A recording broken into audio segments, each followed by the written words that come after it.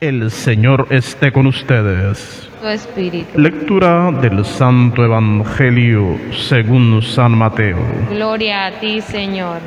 Capítulo 19, versículos del 16 al 22.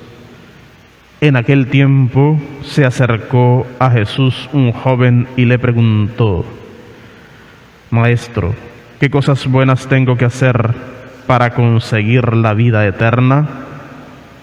Le respondió Jesús: ¿Por qué me preguntas a mí acerca de lo bueno? Uno solo es bueno, Dios. Pero si quieres entrar en la vida, cumple los mandamientos. Él le replicó: ¿Cuáles? Jesús le dijo: No matarás, no cometerás adulterio, no robarás, no levantarás falsos testimonios, honra a tu padre y a tu madre, ama a tu prójimo como a ti mismo.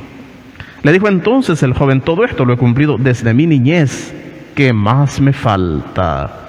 Jesús le dijo: Si quieres ser perfecto, ve a vender todo lo que tienes, dale el dinero a los pobres y tendrás un tesoro en los cielos. Luego ven y sígueme. Al oír estas palabras, el joven se fue entristecido porque era muy rico. Palabra del Señor. Gloria a ti, Señor Jesús. Que por las palabras de este santo evangelio sean borrados nuestros pecados. Alabanzas a ti, oh Cristo Jesús. Queridos hermanos y hermanas, estamos iniciando esta semana y celebramos, como decíamos, en la especie de monición de entrada que hacemos, en la variedad de monición de entrada que hacemos, dos santos: San Esteban de Hungría, un rey apostólico, dice. Es decir, de aquellos soberanos que hicieron todo por instaurar el reino de Dios en sus pueblos, en sus naciones. Es algo impactante, porque hubieron en esa Europa de la época medieval soberanos que fueron todo lo contrario, totalmente impíos, hasta llegarse a confrontar con los papas en todos los tiempos. En la época postimperial, en la época de las cruzadas muchos siglos después, en la época del Renacimiento, en la época de la Ilustración. Siempre ha habido gente que adversa y persiga a la Iglesia, pero los santos de hoy, lógicamente, nos representan lo contrario, a quienes desde su estatus han sido fieles a Dios y a su Iglesia, en una fidelidad inquebrantable. Decíamos que San Esteban de Hungría fundó conventos, diócesis, templos. Sin lugar a dudas tenía una fe ardiente en todo el sentido de la palabra. Y el otro santo de hoy es San Roque. Como decíamos, un huérfano que sabe que lo único que tiene es a Dios. Y eso es muy importante, saber que lo único que tenemos es a Dios, para bien nuestro, porque podemos aferrarnos a lo de este mundo y Dios nos lo ha dado. Muy en el fondo decimos: pero es que cuido lo que Dios me dio, pero es que estimo lo que Dios me dio. Sí, pero primero a Dios, aferrarte a tu fe, a la grandeza de tu fe, porque sí, imaginémonos, comparémonos con la mujer sirofenicia de aquel evangelio, a la que Cristo le dice: qué grande es tu fe. Pero ella ha demostrado su humildad. También nosotros estamos llamados a ser humildes, de modo que nuestra fe se vea como grande, no para que la humanidad nos insensaree, no para que la humanidad nos aplauda, no, sino para estar conforme delante de Dios. San Roque, como digo, es un huérfano que se hace religioso y entrega su vida cuidando a enfermos de las diferentes pestes que azotaban la Europa de la época medieval. Si San Esteban se distingue por ser un gran constructor, San Roque se distingue por la caridad. Y créanme ustedes que las estructuras sin la caridad son nada. Y por supuesto, la caridad debe ser inspirada en el amor de Dios. Y la caridad sabe que las estructuras, que la organización es necesaria y fundamental, pero ambas deben coordinarse. El carisma en la iglesia no puede estar separado de la estructura jerárquica, en todo el sentido de la palabra, ni de las estructuras materiales. Es así. Pero debe haber un equilibrio entre ambas. La primera lectura está tomada del libro de los Jueces. El libro de los Jueces nos recuerda la instauración de una nueva forma de administración en el pueblo de Israel. Un nuevo sistema de gobernabilidad, los jueces. El pueblo de Israel, al tomar posesión de la tierra de promisión, se olvidó de Dios. Miren qué interesante. Cuando en el desierto nadie más les podía dar de comer, se acordaron de Dios.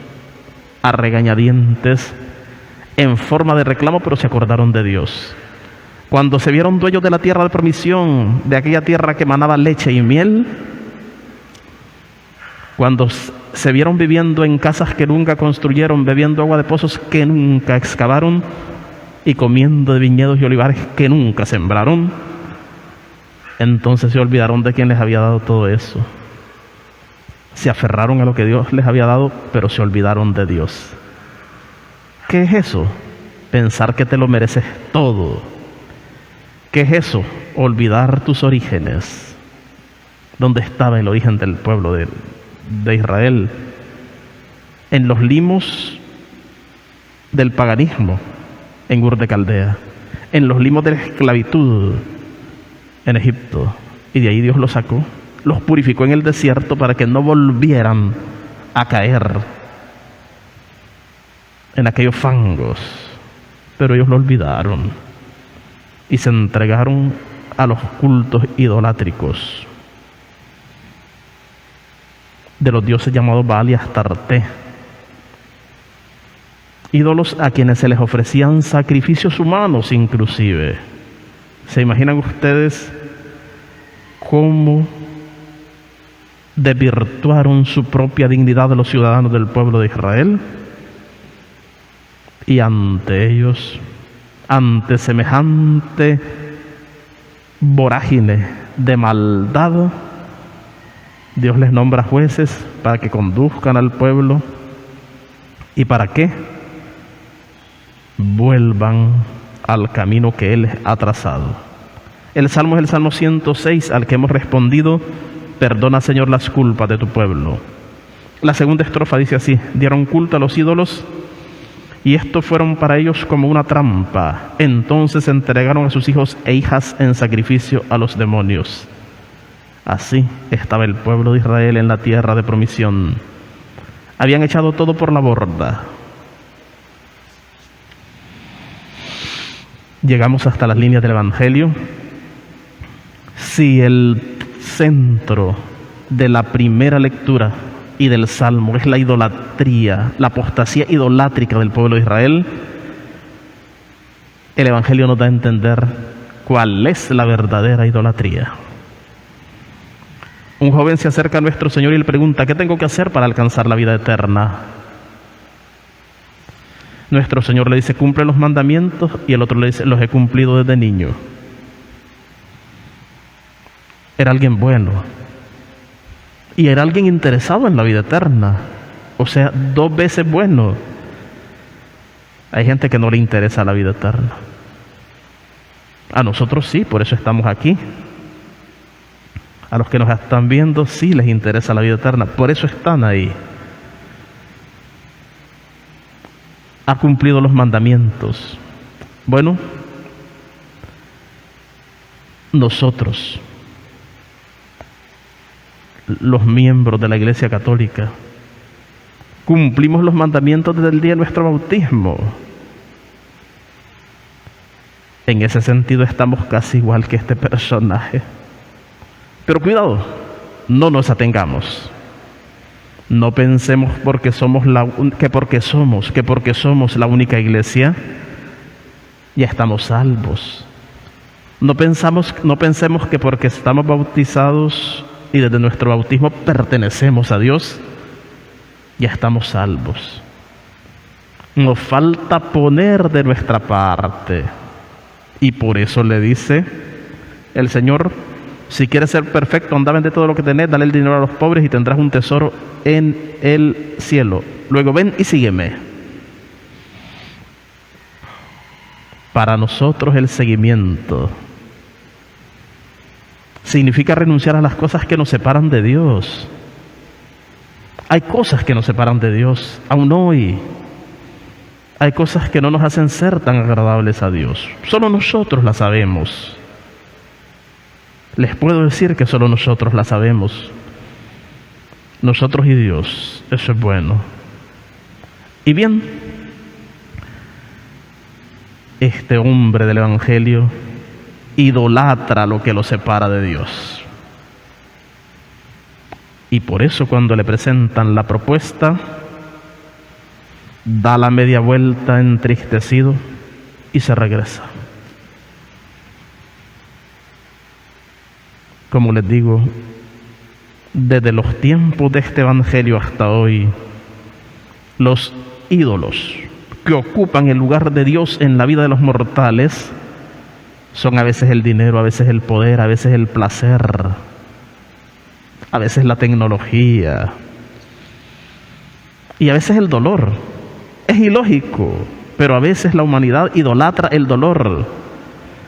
A mí me alecciona una canción que les aseguro, no sé cómo se llama, pero en sus líneas dice: me arrodillo ante el dolor. Me da escalofrío escuchar esas líneas de esa canción, esa línea de esa canción. Pero a veces así es la humanidad. Es decir, es tanto su dolor que hasta les eclipsa la fe. Es tanto nuestro dolor que hasta nos eclipsa la fe. Y no puede ser. Hermanos y hermanas, no nos aferremos ni a nuestros bienes ni a nuestros males.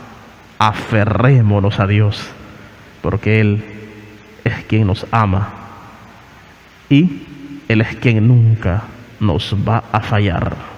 Que sea bendito entre nosotros el nombre del Señor.